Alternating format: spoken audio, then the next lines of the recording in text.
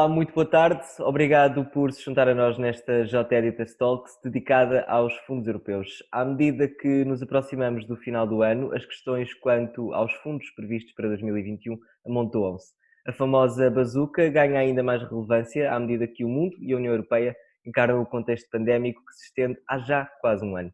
Importa agora perceber qual o ponto de situação destes fundos, quais os timings e as condições para as empresas que eles queiram aceder e também alinhar as expectativas quanto à dimensão e aplicabilidade deste dinheiro. Já sabe que esta J-Editors Talks, como outras, vem em complemento ao caderno especial que acompanha o Jornal Económico e que pode ler hoje mesmo no nosso site. E sem mais demoras eu apresento os nossos convidados de hoje. São eles João Aranha, partner da Baker Tilly, Nuno Tomás, Managing Director da iMing Portugal e Bernardo Maciel, CEO da Unit Consulting. Sejam os três muito bem-vindos e obrigado Boa por se tarde. juntarem a nós. Uma boa tarde. João Obrigado. Aranha, os fundos europeus anunciados para 2021 vão ou não vão chegar a tempo? E pergunto-lhe também se serão suficientes para relançar a economia. Acho que esta é a questão que vem à cabeça. Bem, boa tarde a todos.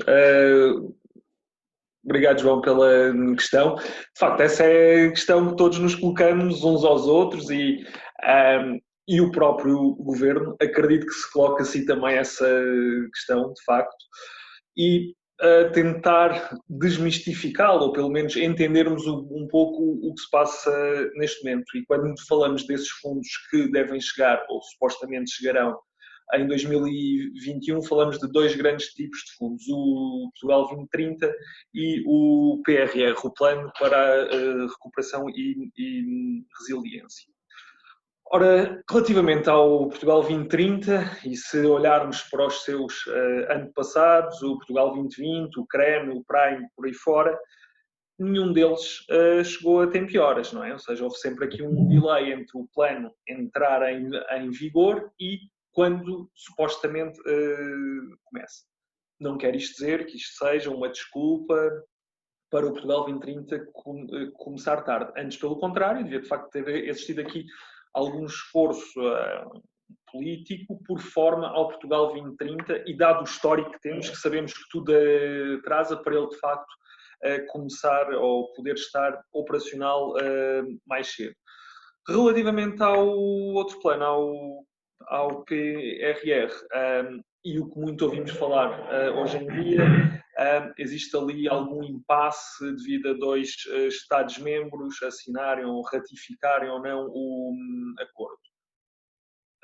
Dependemos disso, ou seja, não são notícias nada animadoras para quem de facto, ou para um país, ou para o seu tecido empresarial que necessita destas verbas. Notícia boa é que de facto 10% deste fundo poderá ser antecipado sem esse acordo ser ratificado. Agora, respondendo diretamente, João, não, claramente chega tarde e todas as empresas, todas as entidades anseiam por estas verbas. Se é suficiente ou não, e sendo o mais breve possível, que vem muito dinheiro, que é um grande montante, é um grande envelope. O ser suficiente ou não, eu diria que além de falarmos do montante, devemos falar de projetos. Nós não podemos esperar resultados diferentes se investirmos sempre no mesmo. Portanto, eu aqui acho que é um tema que se coloca há muito tempo, de facto é direcionar bem estes fundos, termos um investimento em áreas que de facto devem ser estratégicas para todos nós. Portanto, se ele é suficiente, eu acredito que se for bem direcionado, acredito que sim. Obrigado, João. Nuno Tomás, afinal, que instrumentos é que estão disponíveis e de que forma é que as empresas podem concorrer a estes fundos? Eu gostava também que me dissesse o que é que pode acontecer, na virtude de um atraso que já percebemos que é muito provável, às empresas que dependem destes pacotes, como é o caso da TAP. Começando pela questão do atraso, eu acho que o atraso é um aspecto muito importante atendendo às expectativas que são levantadas relativamente ao montante e à urgência. Ao montante, de facto, nós estamos perante, enfim, uma dotação orçamental, um montante aqui envolvido ímpar na nossa história, não é? Em termos de apoios. Relativamente à questão das expectativas, as expectativas e os atrasos é muito relevante porque estes planos também vivem da própria credibilidade e nós também não nos podemos esquecer da interdependência que nós temos na nossa economia versus as economias pares da União Europeia. São dois aspectos que para mim são essenciais. Se me perguntar muito, enfim, de uma forma muito concreta, se eles já deviam estar, eu acho que sim, já deviam estar operacionalizados, e aqui também concordo com o que o João Aranha referiu anteriormente. Tem havido sempre um delay muito grande na operacionalização destes quadros, não é? Já os assistimos nos quadros anteriores, e de facto não deveria, tendo ainda a situação económica que nós vivemos, não deveria acontecer com a entrada do Portugal 2030. Por isso, essa é uma das streams que nós temos aqui em termos de apoios. Temos o PRR também, que é uma outra stream, e não nos podemos esquecer de uma outra, que é a reprogramação do Portugal 2020, que é um aspecto também importante, e nós temos, digamos, esta conjugação de 3 grandes linhas de apoio às empresas. Agora, de facto, estas linhas também estão aqui um bocadinho no entrave, não é? Com os bloqueios que têm existido, não é? E que esperemos que venham a ser bem-sucedidos, mas eu acho que, centrando naquilo que diz respeito ao nosso país, a operacionalização destes fundos e o direcionar destes fundos para a atividade económica são essenciais no momento em que nós vivemos, não é? Nós temos muitas empresas que estão a atrasar as suas decisões de investimento para perceber o que aí vem, e isto também não é interessante para a nossa economia, porque estamos basicamente a friar um bocadinho os planos de investimento. Relativamente à urgência das empresas, de facto eu acho que temos que separar aqui duas coisas, duas linhas. Uma é a urgência e é o curto prazo, e essa é uma prioridade, e grande parte, ou pelo menos uma parte, está a ser orientada, digamos, para o curto prazo e para nos mantermos à tona d'água, mas eu acho que devemos também pôr em perspectiva os projetos mais sustentáveis e o futuro. E aí sim, eu acho que temos que jogar, digamos, este jogo destes fundos de uma forma diferente, de uma forma mais, também usando a experiência que temos vindo a ter, não é? Já dos vários quadros, de uma forma mais impactante para a nossa economia. Bernardo, pegando aqui num pormenor do que o Nuno dizia, muito se falou desta bazuca ao longo dos últimos meses e foram criadas, podemos dizer, expectativas junto dos empresários. Poderá o Governo ter prometido uma capacidade de resposta mais exagerada do que aquela que de facto vai existir? E serão estas expectativas difíceis de concretizar ou, pelo contrário, os empresários não se deixaram até agora iludir? Há aqui dois cenários que penso que quer o João, quer o Nuno já afloraram um bocadinho. Uma coisa está relacionada com aquilo que seria o plano normal de uma transição de quadros comunitários, como assistimos no CREN anteriormente, depois do Portugal 2020, e estaríamos agora, como o Nuno diz, a tratar da reprogramação do 2020, seja pela devolução de quem já teve financiamentos, seja pelas não execuções, e normalmente este pacote de dinheiro que fica entre quadros assegura o apoio ao investimento nestas fases de transição.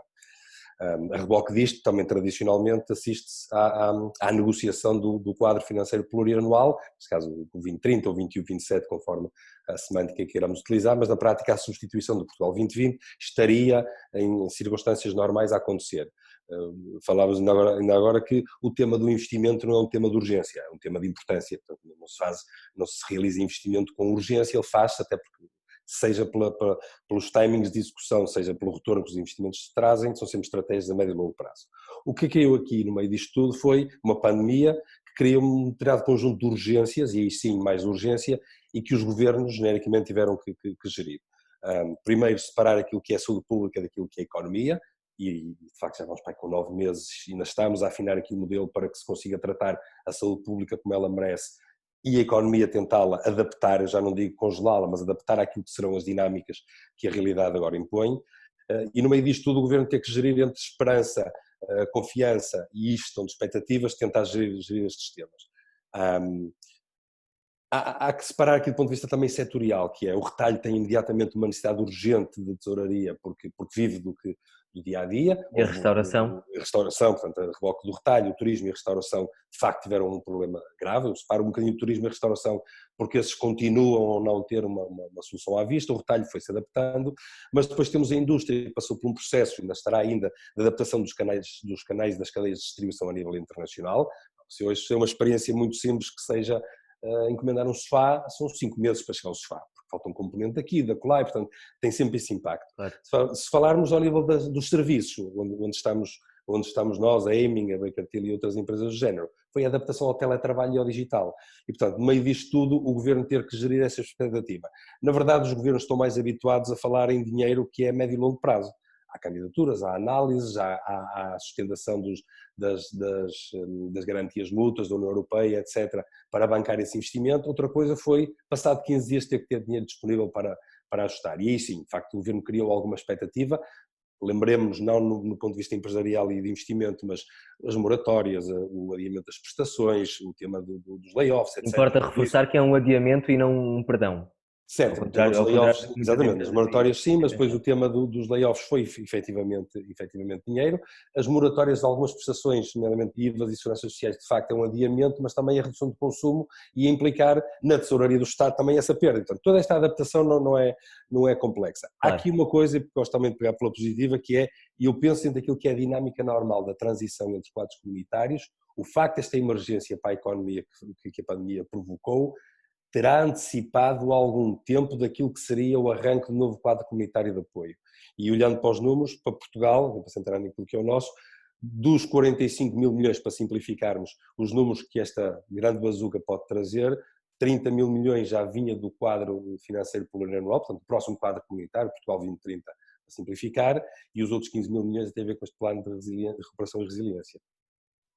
Muito obrigado, Bernardo. João Aranha, temos aqui que pegar numa questão, porque pela sua estrutura e pela sua dimensão, as pequenas e médias empresas são do tipo de empresas que têm mais dificuldade em aplicar fundos comunitários. E acontece que a esmagadora maioria do nosso tecido empresarial é composto por PMEs. Como é que se vai fazer chegar este dinheiro às mais afetadas pela pandemia sem ser através de créditos? Bem, sim, aí João, e quando dizemos que de facto as PMEs são as que têm mais dificuldades em aplicar os fundos, falamos aqui também um universo muito maior e obviamente que entre estas haverá umas mais capacitadas que outras. Entre as que de facto têm essa maior dificuldade, acho que o que se deve aqui é de facto a terem ou não mais músculo financeiro, não é? Como funciona qualquer programa ou fundo deste género, terá sempre que haver uma parte de investimento que será da empresa. Agora, olhando para o modo como o dinheiro chega às empresas, tirando os incentivos, isto vem nos manuais há muito tempo, há duas grandes formas das empresas terem dinheiro, ou é pela dívida ou é pelo capital, ok? Portanto, o que nos resta aqui depois são os incentivos. Os incentivos, e à semelhança do que se passa hoje, uns serão a fundo perdido, outros não. Agora, a forma ou indo ao que o João pergunta efetivamente, como é que estes fundos vão chegar às empresas? De facto, vão e só podem revestir uma destas duas formas, ou a fundo perdido, e de facto acredito que para a situação que se vive hoje em dia, e como o Bernardo aqui também mencionou, estes três grandes setores, o retalho, a restauração e o turismo, precisam efetivamente neste momento de algum ou uma grande parte de apoio a fundo perdido. Foram três setores que sofreram imenso. Obviamente que depois destes dois grandes planos, do Portugal 2030 e do PRR, existirão verbas que não serão a fundo perdido. Estaremos sim a falar de crédito, obviamente crédito com condições bastante favoráveis, podemos mesmo estar a falar de empréstimos a uma taxa de juros de zero, mas serão estas as formas mais lógicas, tradicionais, em que o dinheiro chegará às empresas. Temos falado aqui da restauração, do retalho e do turismo, mas também convém reforçar que o setor da cultura também foi fortemente afetado, como temos visto. Nuno Tomás, há pouco falava-me de sustentabilidade e dizia que temos que estar focados nisso. Eu pergunto-lhe se os alicerces da atribuição destes fundos parecem não sair desta linha da inovação, da sustentabilidade, da neutralidade carbónica. Estaremos a usar estes chavões em vão como instrumento político? Ou se esta bazuca será mesmo suficiente para dar resposta à reindustrialização que tantas partes procuram? Os chavões fazem parte, não é? Os chavões acabam por ser agregadores de prioridades e de iniciativas e até de valores de sociedade. A questão da inovação é um tema que nos é muito caro, é um tema que tem sido recorrente nos vários quadros e nos vários programas de apoio. De facto é a solução digamos, para a reindustrialização e mesmo para um restabelecimento de uma atividade económica que vai ser diferente da que era no passado.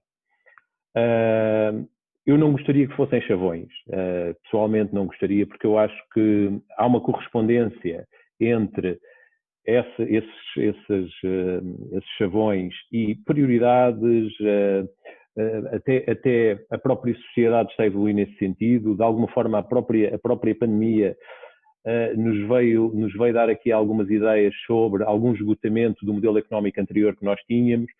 Por isso, não me parece que, ou não deverão ser meramente chavões, deverão ser sim prioridades no relançamento de projetos nas empresas, no relançamento da nossa sociedade e até no próprio modelo económico que nós queremos desenvolver. A operacionalização, sim, esse vai ser um aspecto fundamental. Convém nós não esquecermos que a União Europeia, como um todo, como um conjunto dos países que a compõem, tem perdido terreno num aspecto fundamental, que é o aspecto da inovação, face, por exemplo, à Ásia, face aos Estados Unidos. E esse é um aspecto importante.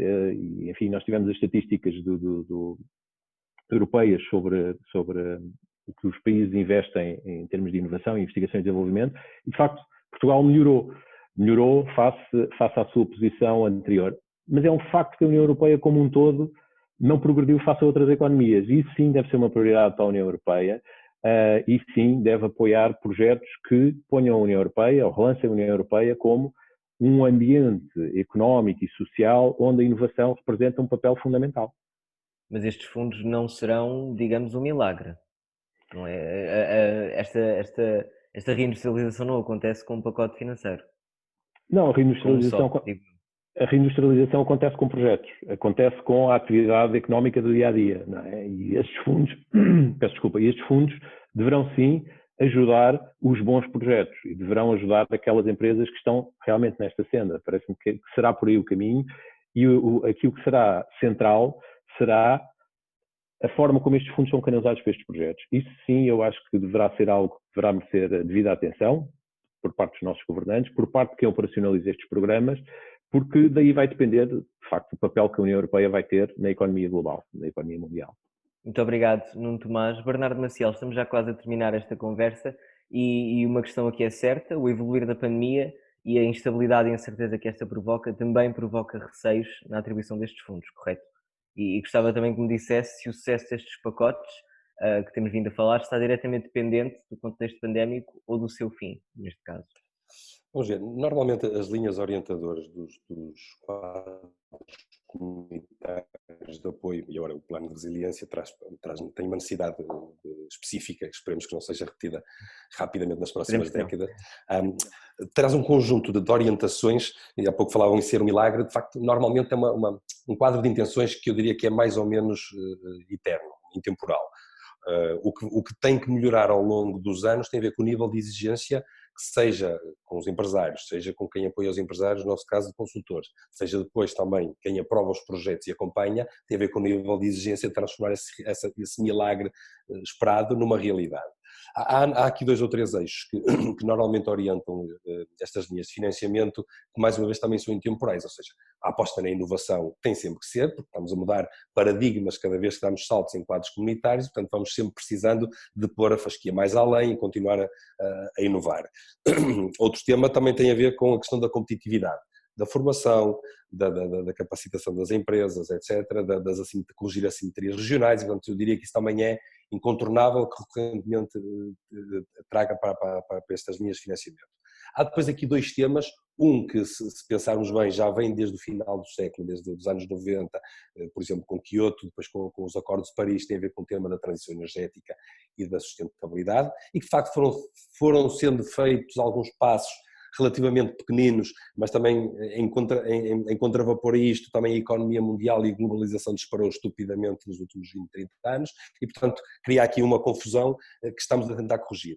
O outro tem a ver com o tema da digitalização e esse também era uma bandeira que se andava há uns 10, 15 anos a falar, mas que começámos com o Simplex, pensámos em Portugal há uns 10, 15 anos atrás, mas que agora, por força, Ouve-se muito a dizer que em 9 meses demos 10 anos de salto do ponto de vista digital. E, portanto, se estas bandeiras forem colocadas, nós tínhamos todos, e quando digo nós, sobretudo os investidores, quem apoia os investidores e os organismos estatais, tínhamos esta exigência para transformar mais uma vez o milagre numa realidade, e eu penso que nós podemos aproveitar isto para dar um salto em frente muito interessante. Há desafios também que são colocados a nós enquanto consultores. Reparem, não é subtil as indicações que o Governo vai dando para diminuir ou aumentar a simplicidade do acesso aos projetos, no fundo para diminuir aqui os burocratas e os intermediários onde, grosso modo, os consultores poderão estar. E esse desafio nós, o João sei que faz, o Nuno também, que é cada vez mais estarmos a montar aquilo que são os projetos de investimento. Não é por acaso que nós hoje apoiamos muito mais a inovação, ajudamos nos processos de ID, ajudamos nos processos de M&A para trazer capital à economia, quando muitas vezes a banca e o Estado não têm isso, e portanto nós só conseguimos também sermos competitivos se estivermos juntos empresários nos momentos em que eles estão a pensar a mudança. Se me pergunta se este dinheiro vai fazer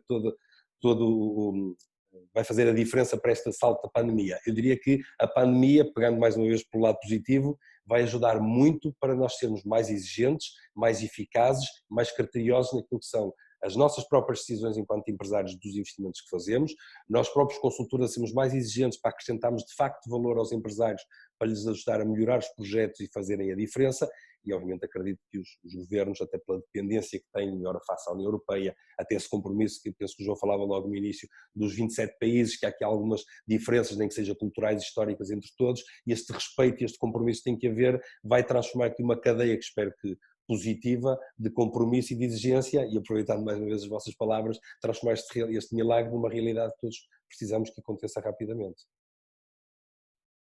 Muito obrigado eu. Bernardo Maciel. Vamos esperar e continuar a olhar para o lado otimista, espero eu. Muito obrigado, Nuno Tomás. Obrigado também ao João Aranha por esta conversa. Obrigado também a si que esteve desse lado. Já sabe que pode ver e rever esta e outras JE Editors Talks no Facebook e na JE TV do Jornal Económico. Tenham o resto de uma boa tarde.